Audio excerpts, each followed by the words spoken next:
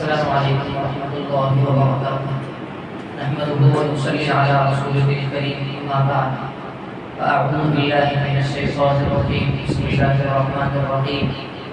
قل للمؤمنین یغضوا من ابصارهم ويحفظوا فروجهم، صدق اللہ العظیم۔ وقال رسول اللہ صلی اللہ علیہ وسلم، من يضمن لي ما بين لحييه وما بين رجليه اضمن له الجنة، او كما قال علیہ الصلوۃ والسلام۔ ابواب محاسن اور رضائی کا سلسلہ جاری ہے۔ انہی میں سے آج کا جو ہمارا عنوان ہے، بد نظری اور ناجائز خواہشات کے نقصانات اور بچنے کے کیا کیا فضائل ہیں احادیث میں، اور اس کا کیا علاج ہو سکتا ہے۔ بد نظری نامحرموں کو دیکھنا یا محارم کو گندی نگاہ سے دیکھنا، ہماری کو مردوں کو نامناسب گندی نگاہ سے دیکھنا، اللہ نے جو عام امانت کے طور پر جہاں استعمال کرنے کا حکم دیا ہے، اس کے علاوہ جگہ استعمال کرنا، وضع الشیء فی غیر محلہ ظلم، جس چیز کی جو جگہ ہوتی ہے اس کے علاوہ جگہ میں استعمال کرنا یہ خود ایک ظلم ہے۔ کل قیامت کے دن اس سلسلے میں پوچھ ہوگی، ہماری زبان نہیں آنکھیں گواہی دے گی۔ بدنگاہی دراصل ایسا مرض ہے جو مہینوں کیے ہوئے عبادتوں پر پانی پھیر دیتا ہے، مہینوں کیے ہوئے تہجدوں کی نورانیت کو ختم کر دیتا ہے۔ بدنگاہی سے دل کمزور ہو جاتا ہے، جب دل کمزور ہوتا ہے تو پھر اس کے بعد جسم کمزور ہو جاتا ہے، دل سیاہ پڑ جاتا ہے، چہرے پر نورانیت ختم ہو جاتی ہے، نیک لوگوں سے وحشت ہونے لگتی ہے، بدنگاہی سے نیکیوں کی توفیق ختم ہو جاتی ہے، عبادتوں کی لذت، نمازوں کا خشوع و خضوع ختم ہو جاتا ہے، توبے کی توفیق جلدی سے ملتی نہیں ہے، اللہ کی لعنت کا مستحق بن جاتا ہے۔ لعن اللہ الناظر والمنظور الیہ، اللہ رب العزت کی لعنت ہے۔ پیارے حبیب محمد عربی صلی اللہ علیہ وسلم نے فرمایا، جس نے دیکھا اور جسے دیکھا جا رہا ہے دونوں پر اللہ کی لعنت ہوتی ہے، سکون ختم ہو جاتا ہے، بے چینی رہتی ہے، اللہ کی عبادت سے نکل جاتا ہے۔ اللہ کہتا ہے وَهُوَ يَتَوَلَّى الصَّالِحِينَ، وہ تو نیک لوگوں کا ذمہ دار ولی ہے، لیکن جو بدنگاہی کرتا ہے گناہ کبیرہ کا مرتکب ہو جاتا ہے، وہ نیک لوگوں کے زمرے سے نکل جاتا ہے، اللہ کی عبادت سے نکل جاتا ہے، مومنین کی دعاؤں کا مستحق نہیں رہتا ہے۔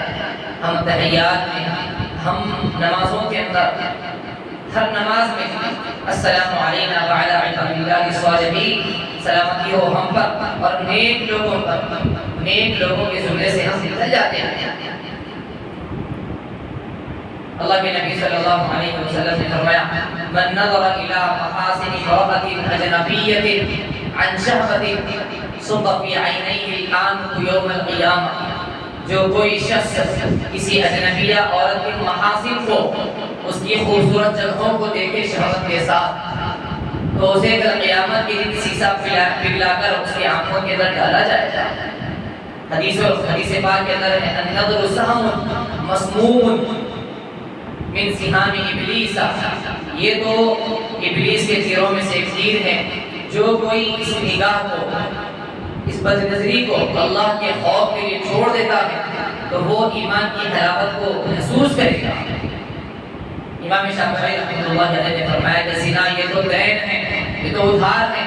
آپ نے اگر کسی کے ساتھ بد نگاہی، زنا العینین النظر، النظر زنا العینین، آنکھوں کا زنا، کانوں کا زنا، ہاتھوں کا زنا، آنکھوں کا زنا، یہ زنا یہ ادھار ہے۔ ہم اگر کسی کے محارم پر نگاہ، بد نگاہی ڈالیں گے تو ہماری ماں، ہماری بہنیں، ہماری بچیوں، ہماری بیویوں کے ساتھ یہ چیز، ایک واقعہ آپ نے سنا ہوگا بہت ہی مشہور، ایک چوری بیچنے والا، اس کی بیوی گھر پر، وہاں پر نوکر آیا کام کرنے کے لیے، اس نے فلانے وقت میں دن کے فلانے حصے کے اندر شہوت کے ساتھ اس کی بیوی کے ہاتھ پر ہاتھ رکھا۔ وہ شام میں آنے کے بعد اپنے شوہر سے اس نے کہا کہ ایک نوکر نے فلانے نے آپ کے غائبانہ شہوت کے ساتھ میرے ہاتھ پر ہاتھ رکھا، تو وقت پوچھا، پھر دوبارہ بتائیے، اتفاق سے اسی وقت میں فلانی عورت کو چوڑی پہناتے وقت شہوت کی نگاہ سے، شہوت کے جذبے کے ساتھ اس کے ہاتھ پر میں نے ہاتھ رکھا۔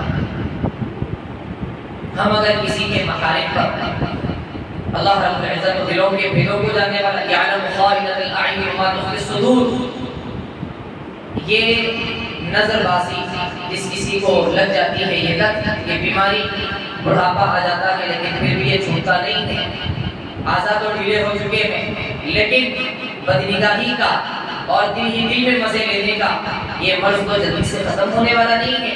بدنگاہی کے ساتھ حکیم الامت تھانوی رحمۃ اللہ علیہ نے فرمایا، بدنگاہی کے ساتھ قلب کی اصلاح نہیں ہو پاتی، قلب کی اصلاح نہیں ہو پاتی۔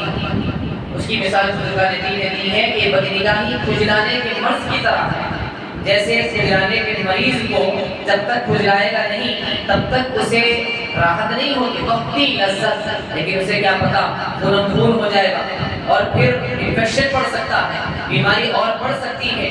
جب تک وہ تنہائی میں جا کر کھجائے گا نہیں، اسے اطمینان نہیں ہوگا، وقتی لذت کے خاطر بعد میں اس کا خمیازہ بھگتنا پڑے گا۔ انسان جان بوجھ کر خیالات لاتا ہے، خیالات آ جاتے ہیں، ہم کیا کریں؟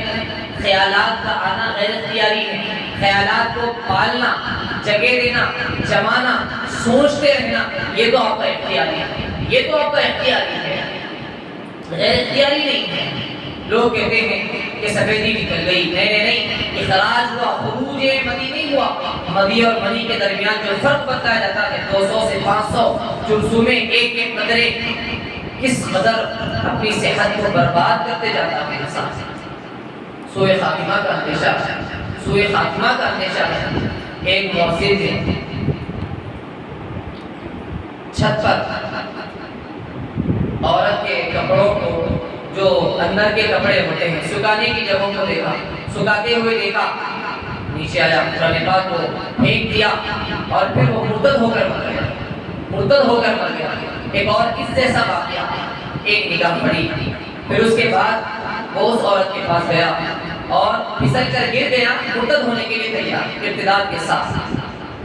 ابو عبداللہ ملوسی غالباً یا عبداللہ بن مبارک رحمۃ اللہ علیہ، ان کا واقعہ، ایک حقارت کی نگاہ، پھر اس کے بعد ایک بڑی نگاہی، بڑے بڑے مریدوں کے شیخ، جن کے پیچھے جنید بغدادی، جن کے پیچھے علامہ شبلی، لیکن ایک بڑی نگاہی اور ایک حقارت، حافظ قرآن، قرآن پاک کی تفاسیر، احادیث 30,000 کا کہ احادیث کا ذخیرہ جنہیں سارا کا سارا بھول گئے، اور اس ایک عورت پر جس پر نگاہ پڑی، وہ اس کے پاس جا کر اپنی ضرورت نکاح کرنے کے لیے تیار، سوبر چلانے کے لیے تیار۔ اللہ رب العزت بہت غیور ہے، بہت غیرت مند ہے۔ جو کوئی آدمی بدکاری کر لیتا ہے، ناجائز خواہشات تکمیل کر لیتا ہے، شریعت میں اس کی سزا، اگر وہ شادی شدہ نہیں ہے 100 کو ہے، اور اگر وہ شادی شدہ ہے تو اس کی سزا تو سمساری ہے، موت کی گھاٹ۔ اللہ کے نبی صلی اللہ علیہ وسلم نے فرمایا، من یضمن لی ما بین لحییہ وما بین رجلیہ اضمن لہ الجنہ، جو کوئی آدمی مجھے ضمانت دے اپنے دونوں جبڑوں کے درمیان اور اپنے دونوں پیروں کے درمیان رہنے والی چیز کی، میں اسے جنت کی ضمانت دیتا ہوں۔ حسن بصری رحمۃ اللہ علیہ نے فرمایا، جس کسی کی تنہائیاں جیسی ہوتی ہیں اس کی موت بھی ویسے ہی آتی ہے۔ ایک رات میں ایک فون کے ذریعے سے مہینوں کی ہوئی، 2 مہینے کی ہوئی عبادتوں کا ستیاناش ہو جاتا ہے، خون ہو جاتا ہے۔ ایک گناہ کبیرہ، اس کی جو لت لگ جاتی ہے، اس کی جو بیماری لگ جاتی ہے۔ کتنے ایسے واقعات ہیں، عرش کے سائے میں جسے جگہ نصیب ہوتی ہے۔ بخاری شریف کی روایت آپ نے سنا، گزشتہ بھی ایک غار کے اندر بارش کی وجہ سے چلے گئے، پہاڑ آ کر اس کے نہانے کو بند کر دیا۔ 3 نوجوان آدمیوں نے اپنی اپنی عبادت کا وسیلہ دے کر دعا مانگی۔ ان میں سے ایک بندے نے یہی دعا مانگی کہ اے اللہ مکمل قابو مل جانے کے باوجود بھی آپ کی رضا کے خاطر، آپ کو راضی کرنے کے لیے، محض آپ کے خوف سے، آپ کے ڈر سے میں نے اس بدکاری سے توبہ کی، بدکاری کے اندر مبتلا نہیں ہوا۔ اے اللہ اگر آپ کو یہ عمل پسند آ گیا ہے تو آپ ہمیں ہماری اس نجات کا فیصلہ فرما دیجیے۔ حکیم علماء تھانوی رحمۃ اللہ علیہ، ان کے بارے میں یہ بات ملتی ہے کہ وہ ٹرین کا جب سفر کرتے کسی اسٹیشن پر ٹرین رک جاتی اور اتفاق سے ان کے بازو کوئی اور ٹرین آ کر اسٹیشن پر رکی تو فوراً سے اپنی نگاہ کو نیچے رکھتی۔ کیا پتا ہو سکتا ہے کہ میں بھی کھڑکی پر بیٹھا ہوا ہوں اور بازو جو ٹرین آ کر رکی ہے وہاں پر کوئی نامحرم خاتون ہو اور اس پر نگاہ غیر اختیاری طور پر بھی پڑتا ہے۔ اس قدر حضرت وصی اللہ صاحب رحمۃ اللہ علیہ، وصی اللہ خان صاحب رحمۃ اللہ علیہ، ان کے بارے میں یہ بات مشہور تھی کہ یہ دو نابینا مولوی ہیں، آنکھ رکھنے کے باوجود بھی چہرہ اٹھا کر نہیں چلتا ہے۔ قاری صدیق صاحب رحمۃ اللہ علیہ ایک مرتبہ ٹرین میں چڑھے اور اس زمانے کی اور پھر وہاں کی یوپی وغیرہ کی بھیڑ بہت ہی زیادہ، دیکھا کہ وہاں پر عورتیں بھی ہیں، فوراً سے چہرہ جو نیچے کر لیا، مکمل اسٹیشن سے آنے تک، منزل مقصود تک پہنچنے تک چہرہ اوپر نہیں اٹھایا۔ کتنے گھنٹوں کا سفر تھا، اللہ رب العزت نے فرمایا قل للمؤمنین یغضوا من ابصارہم، آپ کہہ دیجئے مومنین سے کہ اپنی نگاہوں کو نیچی کرو۔ احیاء العلوم کے اندر امام غزالی رحمۃ اللہ علیہ نے اسی طریقے سے الترغیب و ترہیب کے اندر یہ واقعات ملتے ہیں۔ ایک نوجوان شخص جس کے جسم سے خوشبو آ رہی تھی، بالکل خوشبو آ رہی تھی، لوگوں نے راز پوچھا، ایک موقع پر راز بتایا اس شخص نے کہ دراصل میں گھر پر تھا، ایک پڑوسی خوبصورت عورت آئی اور مجھ سے مطالبہ کیا، تو میں نے کہا، میں تو راضی نہیں تھا، میں نے کہا کہ مجھے موقع دیجیے، میں ضرورت سے فارغ ہو کر آتا ہوں۔ وہ اندر گیا اور پوری غلاظت اپنے جسم پر لگا کر آیا، وہ غلاظت دے کر فوراً سے بھاگ گیا۔ اس کے بعد سے میرے جسم پر سے ہمیشہ خوشبو آتی ہے، جسم سے گندی بدبو کا آنا، نامناسب حرکتوں کے کرنے کی وجہ سے۔ حکیم اختر صاحب رحمۃ اللہ علیہ فرمایا کرتے تھے، لوگ کہتے ہیں کہ ولی بننا بہت مشکل ہے، ہم کہتے ہیں کہ ولایت تو بازاروں میں ملتی ہے۔ اپنی نگاہوں کی حفاظت، جو آدمی بدنگاہی کا موقع مل جانے کے باوجود بھی بدنگاہی سے بچتا ہے تو اللہ رب العزت اسے ایمان کی حلاوت نصیب فرماتا ہے۔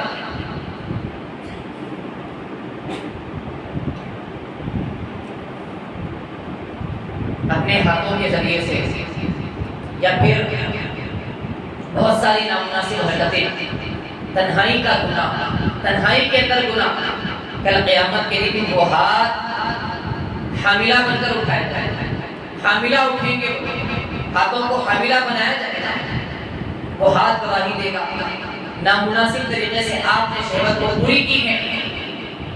جو شخص عبادت کے مرض میں مبتلا ہو جاتا ہے، امام اعظم ابو حنیفہ رحمۃ اللہ علیہ کا حکم یہ ہے کہ اسے پہاڑوں پر سے دھکیلتے ہوئے گرا دیا جائے، دھکیلتے ہوئے لڑکتے ہوئے گر جائے۔ بہت ہی زیادہ ایسی حرکتوں کے کرنے سے ایڈز کے امراض، جسم پورا کمزور پڑ جاتا ہے، گھبراہٹ ہوتی ہے، آنکھیں اندر ہو جاتی ہیں، جسم لاغر ہو جاتا ہے، نامرد بن جاتا ہے، نکاح کے قابل نہیں رہتا ہے، جلدی سے تھک جاتا ہے، کام کرنے کے لائق نہیں رہتا، لیٹنے کو جی چاہتا ہے، بار بار تھک جاتا ہے، کام چور بن جاتا ہے، تنہائی کو دیکھتے رہتا ہے اور بے جان کی طرح ایک ڈھانچہ قیمت کی طرح اندر سے کھوکھلا بنتے جاتا ہے۔ سرعت انزال، سلسلے بول کا مسئلہ، پیشاب کے قطرات کا نکلنا، ذہین لوگ بھی مقرب جنہیں کہا جاتا ہے، جو اپنے نشانات کو اپنے ذہانت سے مٹا سکتے ہیں، آنکھوں میں دھول جھونک سکتے ہیں، ایسے لوگ بھی ایسے ایسے برے برے امراض کے اندر مبتلا ہو جاتے ہیں. وہ یہ سمجھتے ہیں کہ اللہ تو وہ یہ سمجھتے ہیں کہ کوئی دیکھنے والا نہیں ہے. سمجھدار آدمی، عقل مند آدمی ہم سمجھے علاج بتا، یہاں سے علاج بتا. سمجھدار آدمی اسے سوچنا چاہیے.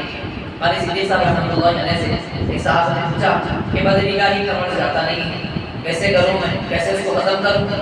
حضرت نے فرمایا کہ بعض کام تو اختیاری ہوتے ہیں، بعض غیر اختیاری.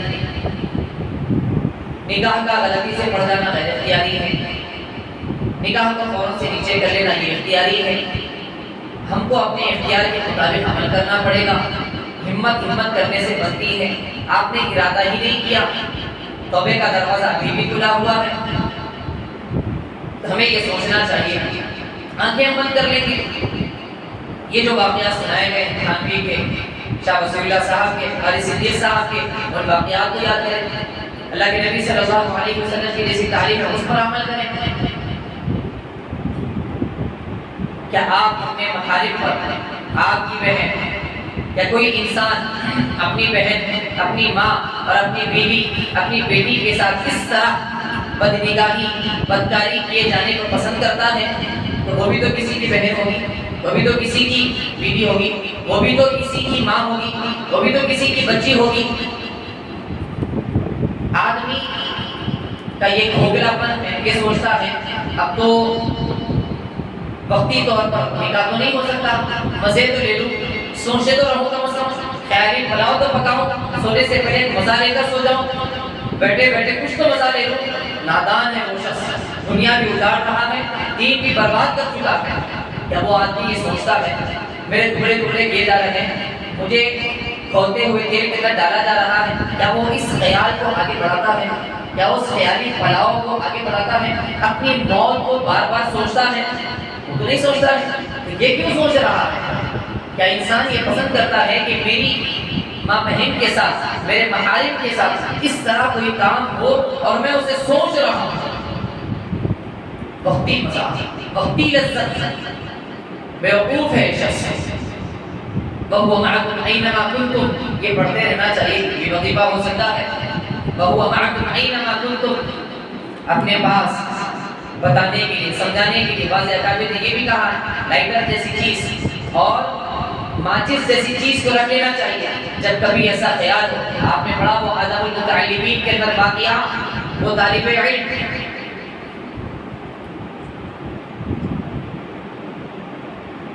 نامحرم کے خیال پر تنے تنہا اس مسجد میں کرفیو کے موقع پر، بچی بھی ہے لیکن رات بھر اپنی انگلی کو چراغ کے اندر، موم بتی کے اندر لگائے رکھا اور اپنے آپ کو یہ سبق دے رہا ہے کہ آپ دنیا کی آگ کو برداشت نہیں کر سکتے، قیامت کی آگ کو کیسے برداشت کریں؟ علاج بتا رہا. ایک اور علاج یہ ہے کہ ہم دیکھیں اللہ ہمیں چو طرف دیکھ رہا ہے. ہمیں کیمرے کا ڈر ہے، کیا مجھے اللہ کا ڈر نہیں ہے؟